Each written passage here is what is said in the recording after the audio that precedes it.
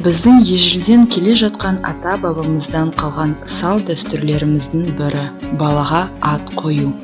Қазақ халқында жарық дүние есігін шыр етіп ашқан сәбиге есім беру рәсіміне қатысты дәстүр мен салт жоралғы бар.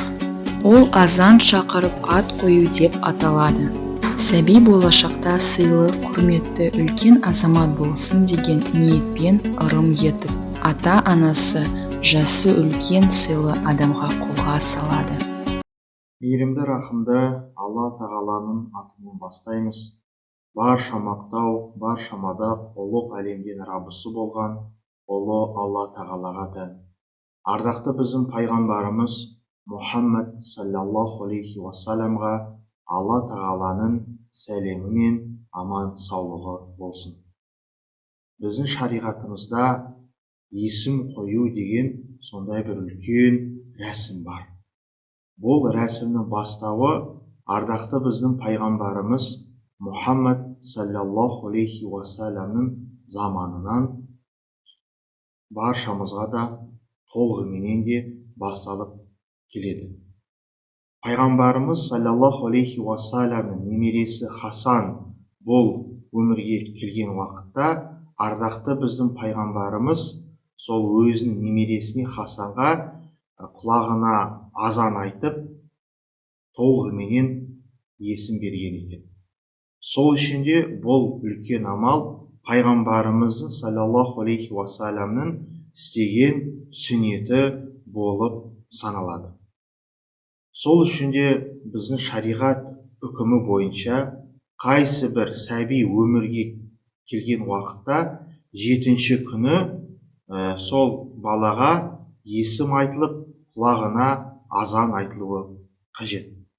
Пайғамбарымыздың сүннеті бойынша осы есім қою рәсімінде баланың 10 құлағына азан, сол құлағына азан айтылып, сенің атың пәленше, сенің атын осындай деп секілді, осылай не істейді, осындай дұғаларды оқып, сол шын көңілмен, шын ниетпен есім беріледі.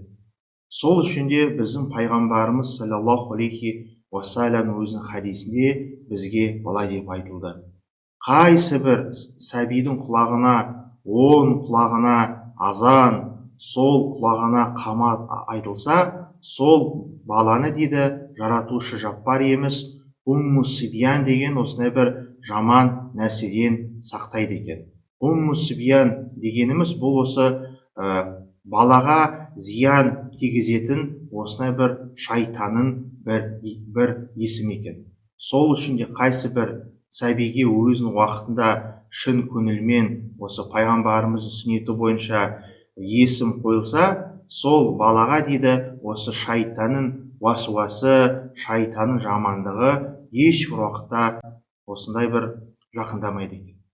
Отбасымен байланысты қазақтардың дәстүрлері халықтың рухани мәдениеті мен өмір салтында үлкен рөл атқарады. Қазақтар балаларға деген махаббатымен, шыдамдығымен, жомарттығымен және жан жылуымен ерекшеленеді. Сондықтан жаңа туған нәрестелермен байланысты қазақ мерекелері әрдайым керемет өтеді. Бұрынғы уақытта есімдер көбінесе баланың туылу жағдайына байланысты берілген. Мысалы, егер наурыз айында туылған ұлдардың атын Наурызбай деп атады.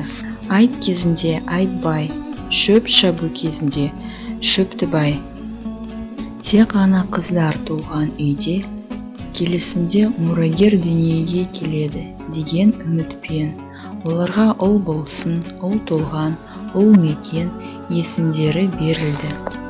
Көз тимеу үшін Башай, Қосқұлан, Көшік және тағы басқалар сияқты күлкілі есімдер берілді. Қазіргі уақытта көрнекті адамдардың есімдерін жиі кездестіруге болады. Мысалы, Бауыржан, Абай, Олжас, Сәкен, Абылай, Фариза.